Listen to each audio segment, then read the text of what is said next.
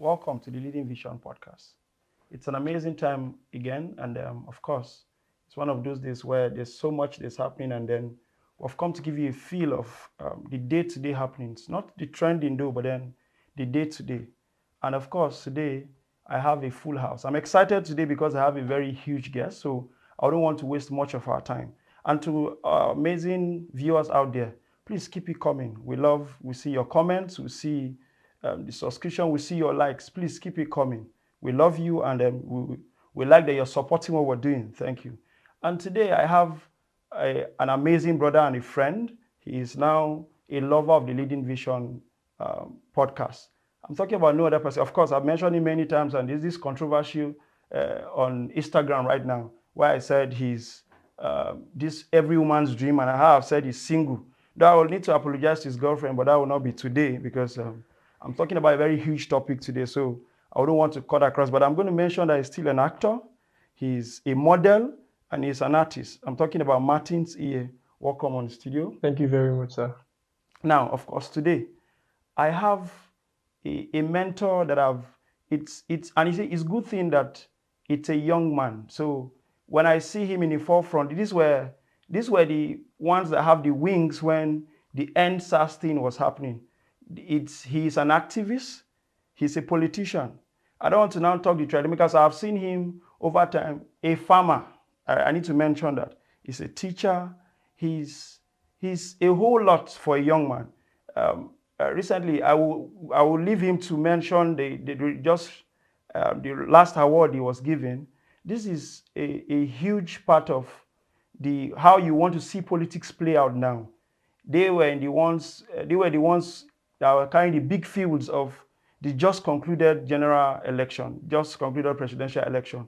I'm talking about no other person but Comrade Said Sani Atikuri. Welcome on the studio. Thank you very much for having me. Now, of course, I need to really say this before I now introduce the topic. Politics today, it's one thing that is, I wouldn't want to say power because I think, correct me if I'm wrong, sir, politics and power are two different things. But then politics is one that is defining, there's so much that's happening in today's world, not in just the system of the judicial alone, but then the world at large.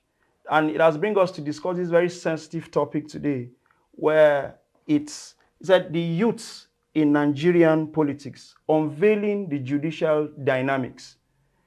Over to you, sir. And the thing is, we have lost this touch, and I need to put it out there for our viewers. Podcast is not an interview session. So we bring in diverse men to come share just their wealth of experience. So with their own views and all of those things. So it's their opinion, but then is to learn and unlearn. And these are just giving a feel to share this platform. So, sir, from your wealth of experience, what can you give us today to the amazing viewers watching you out there? The today youth, one thing I need to really mention is the failing dynamics of the judicial system today. What's your take on this? Okay, thank you very much, Emmanuel, and the entire crew for having me.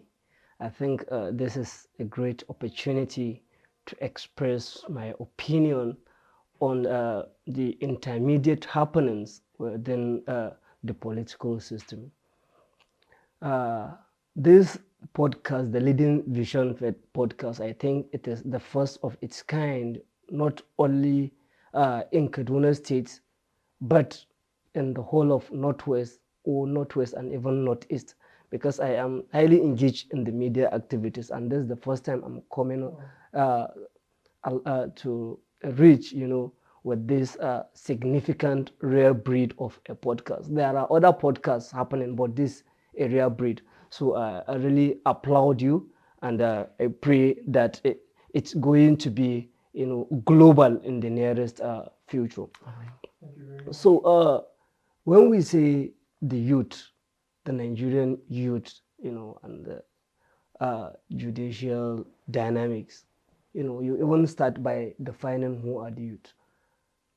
In today's Nigeria, and according to the Nigerian constitution, and of course the UN, the youth in terms of age start from 18 to about 40. And when you look into the political landscape globally, you will find out that the youth are shaping opinion, are being very, very innovative politically. The current, I think, Guinea-Bissau or Mali coup d'etat leader is just in his early 30s. And even Gabon, when he was president, he was in his 29th, early 30s.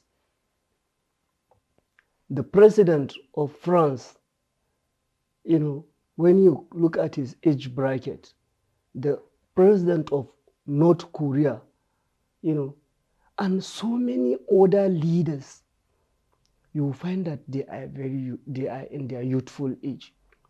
This is because it's only a youth who can be innovative, who can think outside the box and bring solution to problems that are bedeviling, the system entirely. When I talk of the system, I'm talking about the economy, I'm talking about the health sector, the education, and whatever you can think of. Without this youth, there is nothing that can be significantly improved. Now, check out the dynamics of the American population. The people leading breakthrough innovation are youth. These are people within 18 to 40. Check out the Chinese system. So I am just laying this foundation so that we'll know where we are heading to. Now come to Nigeria, where we are. Nigeria is a country of about 250 population, approximately. But it's about 300 population because we don't have the accurate data.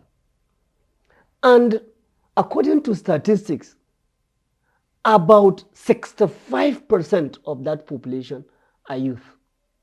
These are people within the age bracket of 18 to 40. That is the 65th population of Nigeria.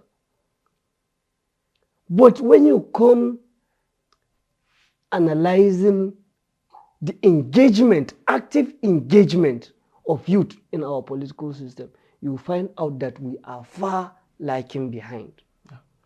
How many governors do we have in Nigeria that are below 45? I doubt if there is any. Yes, none.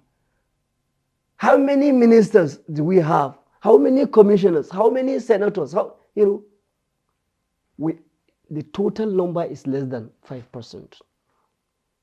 That is, if there is even. Yes, of course.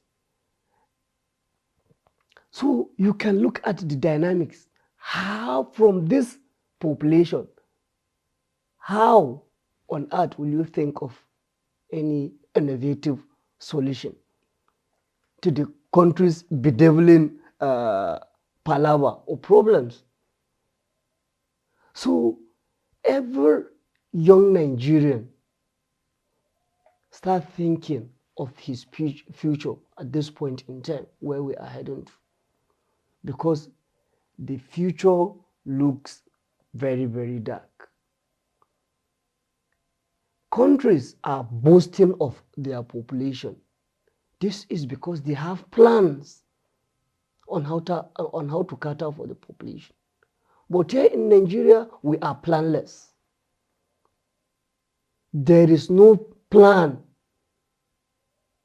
The major essentials of living, which is, let's say, necessities, basic necessities of life, health, education, shelter, and food.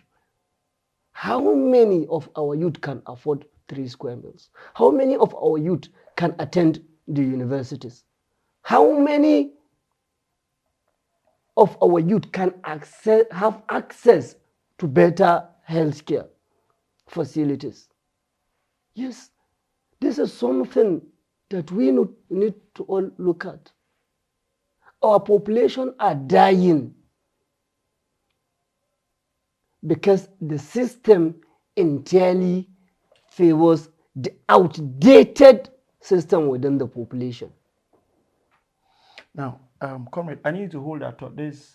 I was watching Bracket radio on, I think, yesterday, and how a civilian was, I think, yes, a civilian. This just concluded Kogi election, and there was something very catchy that happened, and I think I heard that they were commending the Inspector General of Police for whatever reason I wouldn't know because I don't have the full story.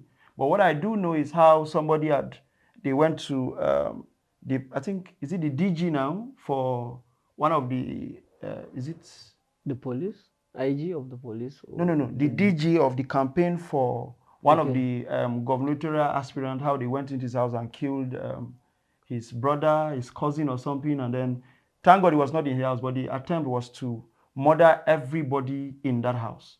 And how the police, the Inspector General of Police himself, had to take some steps to questioning this individual before he gave an immediate freeing. Now, I want to see because I think for me as a person, one of the challenge majorly is this insecurity thing. We're still, until we go back to what Aminu Kano says, he said, until the son of a nobody becomes somebody without knowing anybody, Nigeria is not ready to get better. Now, we have seen what plays out in the judicial system. I, for one, thank God I was in the umbrella of with him. I worked hand in hand with him in the just concluded presidential election. And we saw how the law failed firsthand. Now, we have seen this happen in mega nations. So, of course, how are they going to advise Nigeria of all less than 200 and something million people? So, is the youths, because is it about the youth? Because I don't feel they even give the youth that much to get there.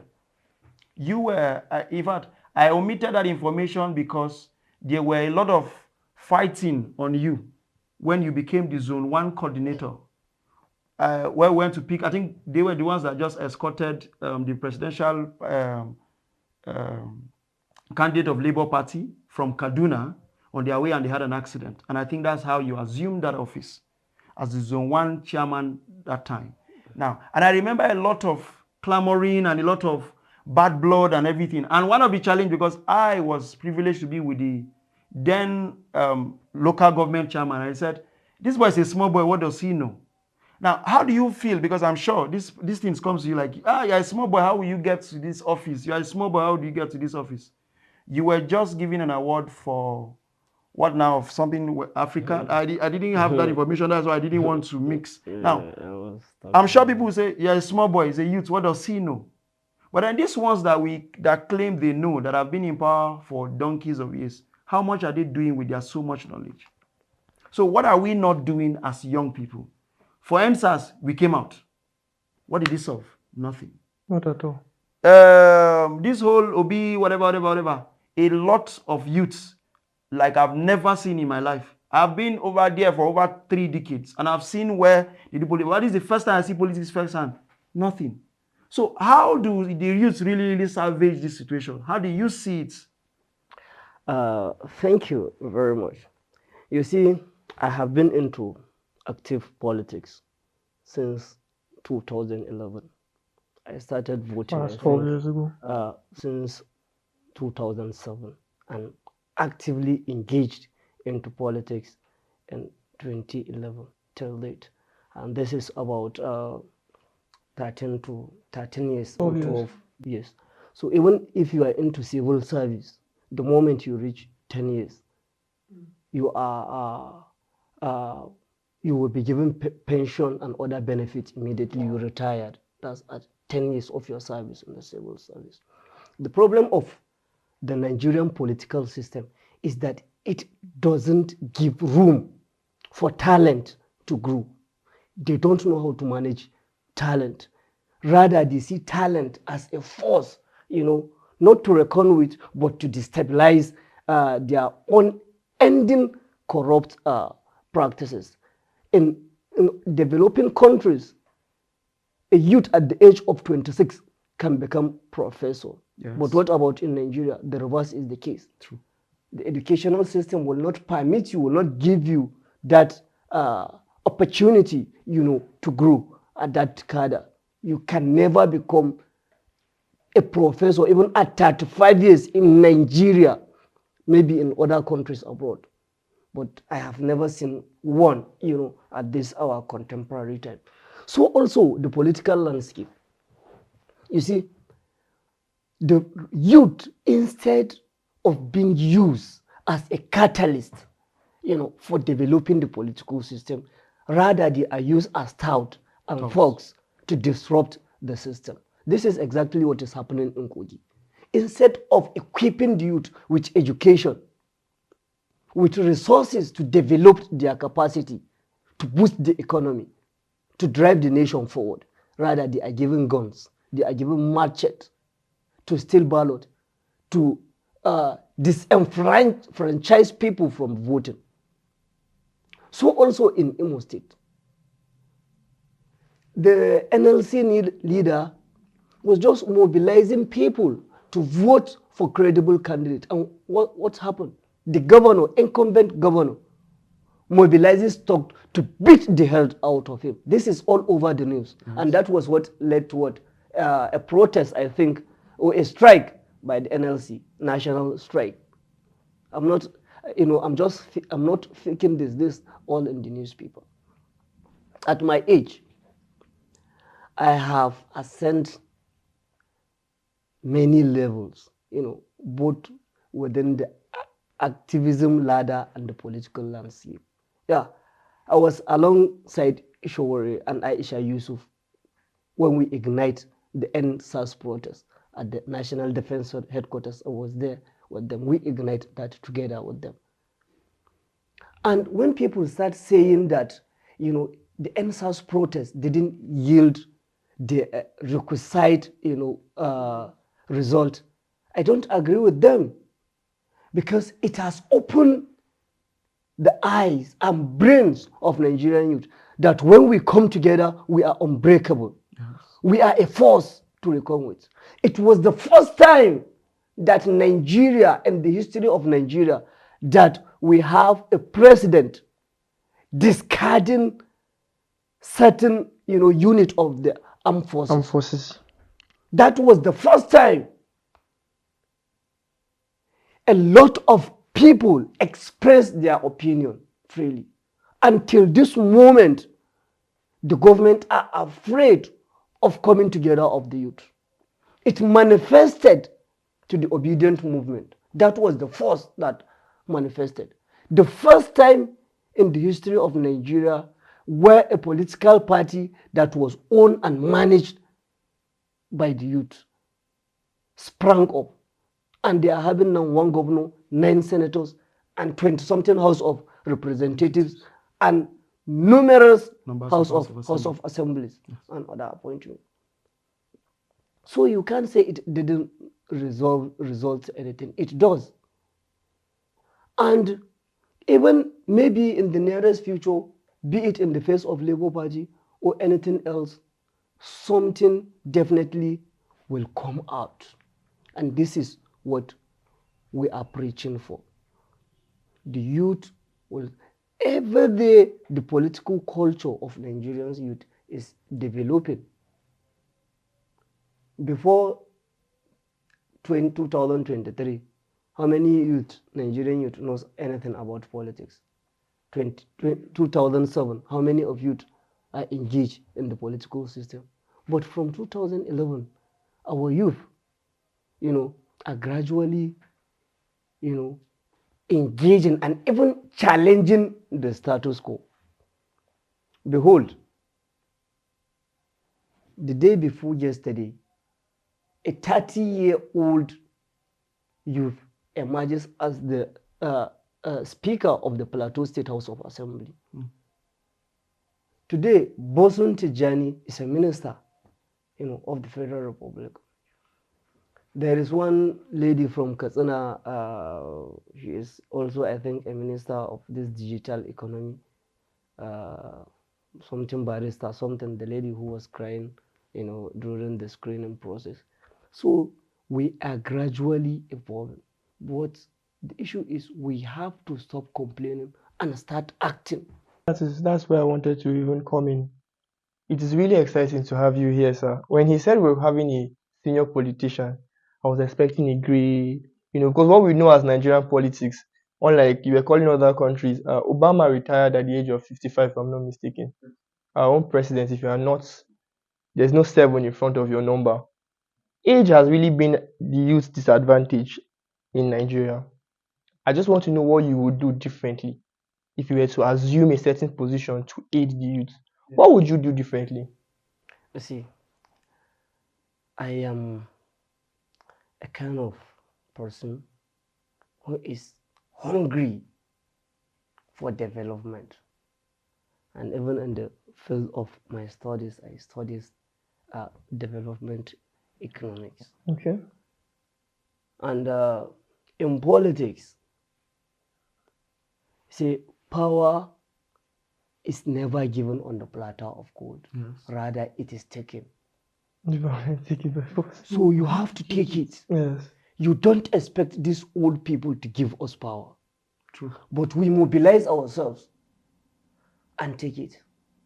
Sincerely speaking, I don't want to be a sole leader. Okay. Rather, I prefer to support the leadership. Okay. I prefer to be part of the mobilizing force that will bring a paradigm shift in the political landscape. I prefer to give suggestion, advice, develop policy reports. This is what I am very good in. I am a critic.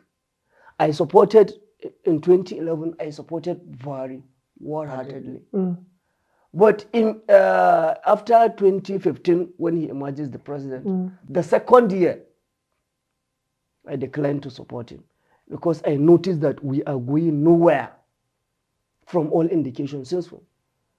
And at a point in time, in even my place, I was called rebel and all sort of names, because I discard and despise Buhari's policies right from 2016 to 2017. And I am one of the people that supported him wholeheartedly.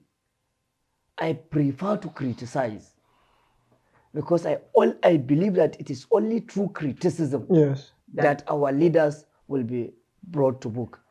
Now, the problems in Nigeria is an open secret that if we should start discussing now, I'm not even sure we'll have 2 days will not be enough to start saying these are the problems of Nigeria. You mentioned that the youth occupy about 65% of the entire population. So what exactly is the problem that the remaining 35% are taking power away from us? Because I believe there's power in the number. And that's how politics works, if I'm not mistaken.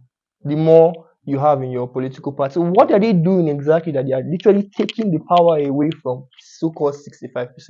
There are two things we do with our leaders in the past.